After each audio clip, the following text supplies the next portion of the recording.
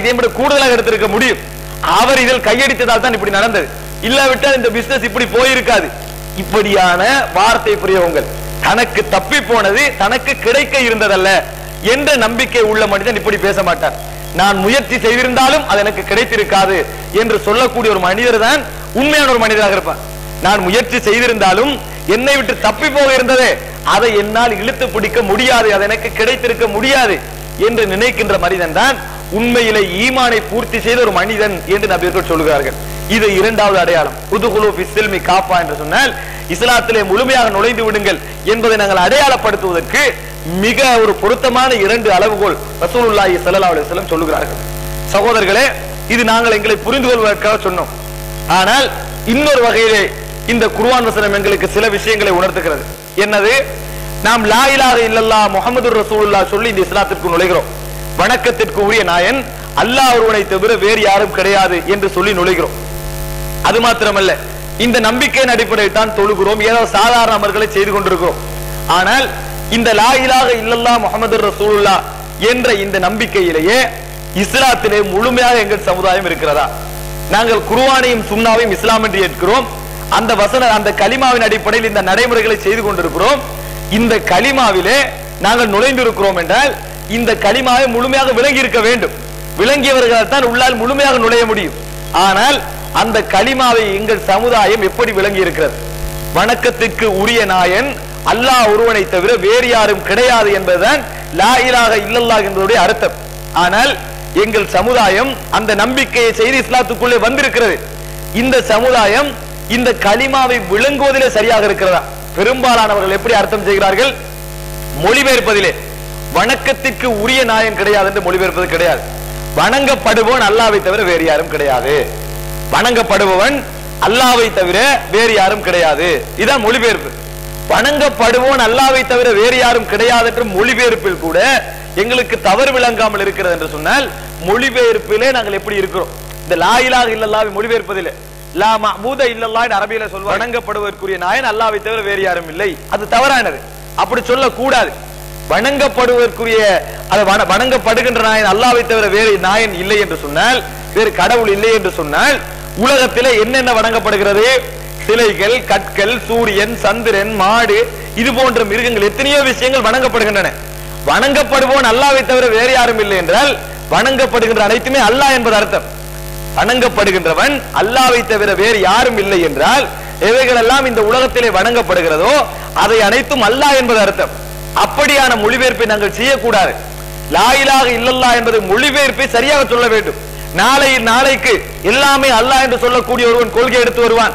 கொள்கை எடுத்து வந்துவிட்டு உங்கள் மொழிபெயர்ப்பை உங்களுக்கு ஆதாரமாக சொல்வான். நீங்கள் அப்படித்தானே மொழிபெயர்க்கிறீர்கள். வணங்கப்படுவோன் அல்லாஹ்வை தவிர வேறு யாரும் இல்லை என்று மொழிபெயர்க்கிறீர்கள். விளக்கம் கேட்டால் வேறு மாதிரி சொல்லுகிறீர்கள். வணங்கப்படுவோன் அல்லாஹ்வை தவிர வேறு யாருமே இல்லை என்றால் கருத்து என்ன? எல்லாமே அல்லாஹ் என்பது கருத்து. உலகத்திலே வணங்கப்படுகின்ற எதெல்லாம் இருக்கிறதோ அவைகள் எல்லாம் அல்லாஹ் என்பது அர்த்தம். நரகத்திலே போடப்படுகின்ற பாவிகளை தவிர வேறு யாரும் கிடையாது என்ற அர்த்தம் என்ன?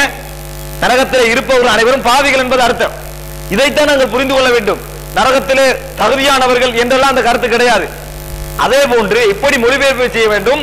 வணக்கத்திற்கு உரிய நாயன், தகுதியான நாயன், தகுதியான கடவுள் அல்லாஹ்வை தவிர வேறு யாரும் கிடையாது, இப்படித்தான் சொல்ல வேண்டும். ஆனால் மொழிபெயர்ப்பு கூட எங்கள் சமுதாயத்திலே சரியான முறையில் முன்வைக்கப்படவில்லை. ஈமான் கொண்டவர்களே, இஸ்லாத்திலே முழுமையாக நுழையுங்கள். முதலாக இஸ்லாத்துடைய அடிப்படையை நாங்கள் சரியான முறையில் விளங்கி இருக்க வேண்டும். அப்பதான் நான் விளங்கினால் தான் செயல்படுத்த முடியும், முழுமையாக நுழைய முடியும். விளங்காது செயல்படுத்த முடியாது இருக்கின்ற ஒரு சமுதாயத்தில் இந்த வசனத்தை பேசி எந்த அர்த்தமும் கிடையாது. அது மாத்திரமல்ல, இந்த வசனத்தை சொல்லி வந்த முஸ்லிம்கள் வணக்கத்திற்கு உரிய நாயன், தகுதியானவன் அல்லாஹ் ஒருவனை தவிர வேறு யாரும் கிடையாது என்று சொல்லிக் கொண்டு அந்த வார்த்தைக்கே வேட்டு வைக்கின்றது போல், அந்த வார்த்தையை தலைகீழாக திசை திருப்புகின்றது போல் இந்த சமுதாயத்திலே நடக்கின்றார்களா இல்லையா? அவர்கள் என்ன நினைக்கிறார்கள்? ஒன்றில் அவர்கள் செய்கின்ற அத்தனை செயற்பாடுகளும் இஸ்லாம் தான், அது இஸ்லாத்துக்கு முரண் கிடையாது என்று நினைக்கின்றார்கள். அல்லது தவறு என்று சொல்பவர்கள் அனைவரும் இஸ்லாத்தில் உள்ள ஒன்றை தவறு என்று சொல்கிறார்கள் என்று நினைக்கிறார்கள். எப்படி? அல்லாஹ் ஒருவனை தவிர வணக்கத்துக்குரியவன் வேறு நாயன் இல்லை என்று சொன்னால் எவைகளெல்லாம் உனக்கு மனிதனால் செய்ய முடியுமோ அதை நீ மனிதனிடத்திலே கேட்கலாம். ஆனால் எவைகளெல்லாம் மனிதனுக்கு சம்பந்தம் கிடையாதோ, மனிதனுக்கு ஆற்றல் இல்லையோ, மனிதனோடு சம்பந்தப்பட முடியாதோ அவைகளை நீ அல்லாஹ்வுக்கு மாத்திரம், அல்லாஹ்விடத்தில் மாத்திரம் தான் நீ செய்ய வேண்டும். இதுதான் இஸ்லாம் சொல்லுகின்ற இறைமை கோட்பாடு. எப்படி ஒருவன் நோய்வாய்ப்படுகிறான், அவனுக்கு அல்லது அவனுடைய உடலிலே ஒரு மாற்றம் ஏற்படுகிறது, ஏதோ ஒரு தொடர்ச்சியான ஒரு நோய் ஏற்படுகிறது. இந்த நோய் ஏற்படுகின்ற நேரத்திலே வணக்கத்திற்கு உரிய நாயன் அல்லாஹ்வை தவிர வேறு நாயன் இல்லை என்று சொன்னால், நீ உனது நோயை உனக்கு பகுத்தறிவுக்கு எப்படி விளங்குகிறதோ அது போன்று குணப்படுத்த முயற்சி செய்ய வேண்டும். எப்படி விளங்குகிறது? உனக்கு ஒரு காய்ச்சல் வருகிறது, வைத்தியர்களுடைய ஆலோசனை, வைத்திய ஆய்வின்படி நீ இப்படியான டேப்லெட்ஸ்களை குடித்தால், இந்த டானிக்குகளை குடித்தால் உனக்கு என்ன செய்யும், உனது நோய் குணமாகும் என்ற ஒரு அட்வைஸ் இருக்கிறது. உனக்கு அது பகுத்தறிவுக்கு சம்பந்தப்படுகிறது, நீ அதை குடிக்கிறாய், உனது நோய் குணமாகிறது. இது நியாயமானது. அது அல்லாமல் மார்க்கத்தின் பெயரால் நீ ஒன்றை செய்வது என்று சொன்னால், உன்னை குணப்படுத்துவதற்கு மார்க்கத்தின் பெயரால் நீ ஒன்றை செய்வது என்று சொன்னால், உனக்கு அல்லாஹ் தஆலா வழிகாட்டி இருக்க வேண்டும், அல்லது ரசூலுல்லாஹி ஸல்லல்லாஹு அலைஹி வஸல்லம் அவர்கள் வழிகாட்டி இருக்க வேண்டும். இந்த அனைத்தையும் விட்டுவிட்டு சம்பந்தமே இல்லாத விஷயங்களை, பகுத்தறிவோடு சம்பந்தம் இல்லாத விஷயங்களை மார்க்க சாயல் பூசி நாங்கள் குணம் தேடிக் கொண்டிருக்கிறோமா இல்லையா? நீ ஒரு பெனடோலை குடிக்கிறாய், ஒரு டிஸ்பிளினை குடிக்கிறாய், ஒரு பெனடினை குடிக்கிறாய், அல்லது ஏதாவது ஒரு டேப்லெட்ஸை குடிக்கிறாய். இப்படி குடித்தால் உனக்கு நோய் குணமாகும் என்பதை குர்ஆனிலிருந்தும் சுன்னாவிலிருந்து நீ ஆதாரம் காட்டுவது கிடையாது. உனது ஆய்வு, நீ செய்கின்ற முடிவுகளை வைத்து நீ குடிக்கிறாய். இதற்கு குர்ஆனிலே இப்படி சொல்லப்பட்டிருக்கிறது என்று சொன்னால் நாங்கள் தவறு என்று சொல்வோம். குர்ஆனிலே இதை பற்றி பாராட்டப்பட்டிருக்கிறது என்று சொன்னால் தவறு என்று சொல்வோம். அதே போன்று நீ எந்த மருந்தை குடித்தாலும் பகத்தையோடு சம்பந்தப்பட்ட ஒன்றாக இருக்க வேண்டும், அல்லது அல்லாஹ்வும் ரசூலும் வழிகாட்டி ஒன்றாக இருக்க வேண்டும். என்ன செய்கிறார்கள்? சில மகான்கள் என்று நம்பியவர்களிடத்திலே போகிறார்கள், சில படித்தவர்களை நம்பியவர்களிடத்திலே போகிறார்கள்.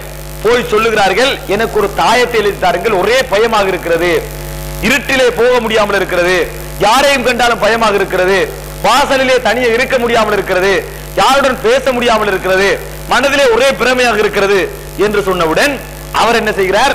சில அரபு வாசகங்கள், இவர் புரியாத சில அரபு வாசகங்களை தட்டுகளிலே, தகடுகளிலே எழுதி அதை சுட்டி இவரிடத்திலே கொடுக்கிறார்.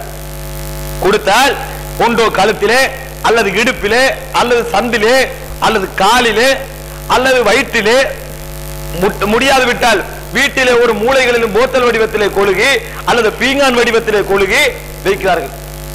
இதை சொல்லிவிட்டு உன் பகுத்தறிவால் இதற்கு ஆதாரம் காட்ட முடியாது. இந்த இது இருந்தால், இந்த பீங்கான் இருந்தால் உடனடியாக பயம் இல்லாமல் விஞ்ஞானிகள் கருத்து தெரிவிக்கிறார்கள், அல்லது வைத்திய துறையில இருக்கிறவர்கள் கருத்து தெரிவிக்கிறார்கள், சொல்ல முடியாது. என்ன செய்கிறார்கள்? அல்லாஹ்வும் ரசூலும் சொல்லி இருக்கிறார்கள், இப்படி தட்டை வைத்தால் நோய் குணமாகும் என்று, தகட்டை வைத்தால் நோய் குணமாகும் என்று, போத்தலை வைத்தால் நோய் குணமாகும் என்று அல்லாஹ்வும் ரசூலும் எங்களுக்கு என்ன செய்திருக்கிறார்கள்? சொல்லி தந்திருக்கிறார்கள், அதுக்கு அனுமதி தந்திருக்கிறார்கள், அதனால் தான் செய்கிறோம் என்று சொல்லக்கூடிய லா இலாஹ இல்லல்லாஹ் என்ற